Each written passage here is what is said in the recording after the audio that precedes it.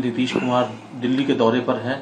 कल उन्होंने राहुल गांधी से मुलाकात की, एचडी कुमारस्वामी से मुलाकात हुई है, आज भी कई नेताओं से उनकी मुलाकात होनी तय है, जिसमें कि सीताराम येचुरी से उनकी मुलाकात शुरू हो चुकी है, डी राजा हैं, अरविंद केजरीवाल है। ये तमाम जो मुलाकात हैं, इसको किस तरह से देखा जाए कि ये नीतीश कुमार बार बार कह रहे हैं कि एक जो विपक्ष है उसको एकजुट करने की कोशिश है 2024 में। इसके अलावा उनका व्यक्तिगत कोई मकसद नहीं है, पीएम बनने का कोई चाहत उनकी नहीं है। देखिए, उन्होंने खुद ही स्पष्ट कर दिया ना।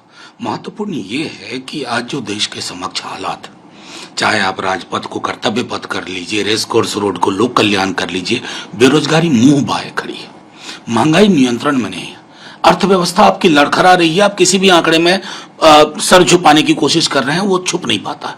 तो उसके लिए क्या होना चाहिए कि नीतिगत तौर पर विकल्प होना चाहिए। नीतीश जी जो मुख्यमंत्री हमारे हैं बिहार के, उनका दिल्ली आना और अलग अलग दलों के नेताओं से मिलना उसी दिशा में एक कड़ी। और ये सवाल किसी व्यक्ति का प्रधानमंत्री बनने के लिए कवायद नहीं है, बल्कि एक सामूहिकता का कैसे निर्माण हो, जो कि एक मिसिंग कंपोनेंट रहा बीते कुछ वर्षों में।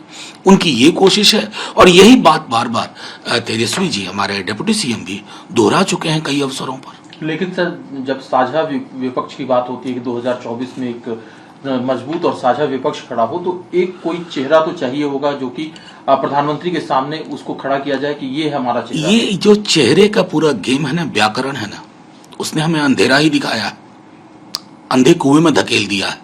77 में कौन सा चेहरा था जब इंदिरा जी को अपदस्थ किया गया? 89 में कोई चेहरा नहीं था। 2004 में अटल जी के समक्ष कौन सा चेहरा था? ये चेहरे में हम कहते हैं व्यक्ति केंद्रित राजनीति हो जाती है। आत्म केंद्रित राजनीति आत्ममुग्धता को जन्म देती है। मी, माई एंड माइन। हमें डेमोक्रेसी को सामूहिकता में ले जाने की आवश्यकता है। हाँ, रही बात चेहरे की, चेहरा तो कोई भी हो सकता है इनसे बहुत बेहतर हो। ये महत्वपूर्ण प्रश्न है। सर, एक मुद्दा सरकार जो है सवालों के घेरे में है, लीकर स्कैम को लेकर के खासतौर से। इसके अलावा भी कई इल्जाम हैं। हाँ। लेकिन वहीं दिल्ली के एलजी के ऊपर आम आदमी पार्टी के एमएलए ने इतना आरोप लगाए थे। अब एलजी साहब ने कानूनी नोटिस भेज दिया है, डेरोगेटरी रिमार्क्स। देखिए, देखा जाए क्या होता है अंततः। लेकिन महत्वपूर्ण यह है कि जो कुछ दिल्ली में हो रहा है वो बिहार में करने की कोशिश कर चुके हैं, महाराष्ट्र में करने की कोशिश कर रहे हैं। तो ये इनका मोडस ऑपरेंडाई हो गया है। और मैं तो भाजपा के मित्रों को कहूंगा कि इस मोडस ऑपरेंडाई की जद में आप बहुत जल्द आ जाएंगे। इन संस्थाओं के चरित्र को और तोड़ फोड़ तहस नहस करने की कोशिश ना करें। सर, कट 1 मिनट कर। सर, इस बीच केसीआर ने जो कि पिछले दिनों बिहार के दौरे पर थे, उन्होंने अब घोषणा की है, क्योंकि वहां पर भी इलेक्शन है और घोषणा इसी मद्देनजर देखी जा रही है। फ्री बिजली का वादा है उनका किसानों के लिए। क्या कहना है सर आपका? मेरा मानना है कि उन्होंने कहा कि कोई भी सरकार गैर भाजपा बने तो जाहिर है कि एक चीफ मिनिस्टर जिनका स्टेक होगा उस सरकार के निर्माण में, अगर वो बात कह रहे हैं तो उसको रिडिक्यूल करने के बजाय गंभीरता से सोचना चाहिए और ये विमर्श का हिस्सा होना चाहिए। बाद में कुछ और होगा, लेकिन अभी इसका उपहास उड़ाना मैं समझता हूं कि संदेश अच्छा नहीं देता।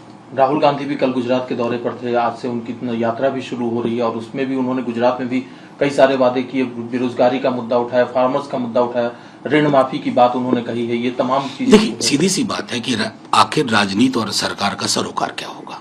सरकार का सरोकार सिर्फ ये नहीं होगा कि राजपथ का नाम कर दिया कर्तव्य पथ और बेरोजगारी पर कोई ब्लूप्रिंट ही नहीं, महंगाई को डील करने का कोई ब्लूप्रिंट नहीं। सिलेंडर 1100 रुपए पहुंच गया है, वो लोग जो गले में सिलेंडर का डमी टांग के घूम रहे थे गुम हो गए। तो आखिर सरोकारों की राजनीति होगी। तो अब आपने आजकल कहना शुरू किया है रेवड़ी कल्चर। अरे साहब, लाखों करोड़ अपने मित्रों के आप माफ कर दें, हम तो तब ना कहते हैं कि आप रेवड़ी उधर बांट रहे हो। और जनता को कुछ चीजें मिलती हैं तो उसको आप रेवड़ी करके आप जनता का, नागरिकों का उपहास उड़ाते हैं।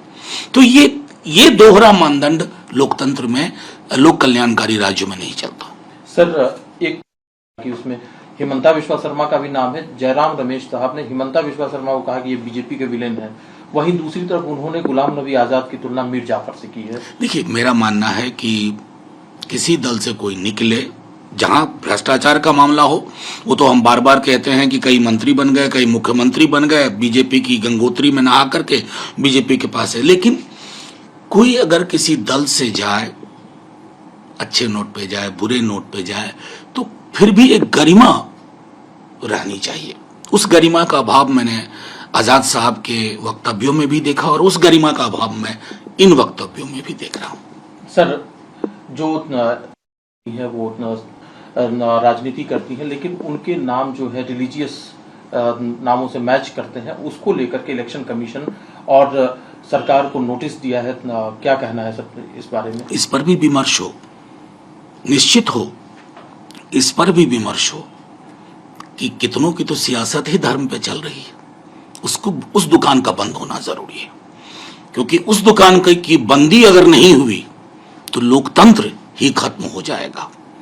तो मैं समझता हूं माननीय चुनाव आयोग अगर जगे हैं, उनके जगने की ही सबसे पहले तो तारीफ करूं, और अगर जगे हैं तो इसके वृहद उद्देश्य तक जाएं कि जो मजहब के नाम पे, धर्म के नाम पर लोग सियासत कर रहे हैं, लोगों के सरोकार पर कोई टोटल चुप्पी, लेकिन अक्सर बात करेंगे, मंदिर मस्जिद में ही लोगों को उलझा के रखेंगे, ये सियासत भी खत्म होनी चाहिए। सुप्रीम कोर्ट में एक और मामला है कर्नाटक में, जो हिजाब बैन को लेकर के सुप्रीम कोर्ट ने उसमें भी पक्षकारों से पूछा है कि यूनिफॉर्म में आप रिलीजियस प्रैक्टिस स्कूल में करना चाहते हैं, ये सवाल भी। मैं चाहूंगा कि सब कुछ आ जाने के बाद माननीय सर्वोच्च न्यायालय जो फैसला लेगा वो सबको स्वीकार्य होगा। सर, अभी एक आप बदल करके कर्तव्य, सरकार का कहना है कि राजपथ जो है वो किंग्स जॉर्ज के नाम पर रखा गया था, वो गुलामी का प्रतीक था, कर्तव्य पथ रखा गया है। इसके अलावा सेंट्रल विस्टा का भी उद्घाटन अब 8 तारीख को होना है, जिसको लेकर के भी विपक्ष ने सरकार पर सवाल उठाए थे। क्या कहना? नहीं, मैं तो सवाल उठा ही नहीं रहा हूं, मैं तो प्रधानमंत्री जी की तारीफ कर रहा हूं कि रेस कोर्स रोड का नाम लोक कल्याण मार्ग हो गया। लोक कल्याण के लिए क्या हो रहा है? मार्ग तो हो गया लोक कल्याण मार्ग। बेरोजगारी पे कोई बोल रहा आपकी सरकार में? जनता को जो फ्री देते हो उसका इश्तेहार आप लगा रहे हैं।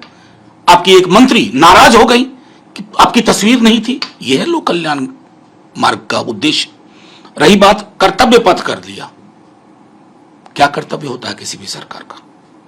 उपहास हो रहा है पुराने इतिहास का, इतिहास गढ़ने की कोशिश में बापू के हत्यारों का महिमा मंडन हो जाए, यह कर्तव्य होता है सरकारों का। तो मेरा मानना है कि नाम बदलना लोएस्ट हैंगिंग फ्रूट, नाम बदल दो। एक इनके मुख्यमंत्री है, नाम बदलने में ही लगे रहते हैं, लेकिन यार काम तो पता है। काम का अगर आप इसी तरह से जो लोक सरोकार के काम पर अगर आप इसी शिद्दत से काम करते तो बेहद खुशी होती।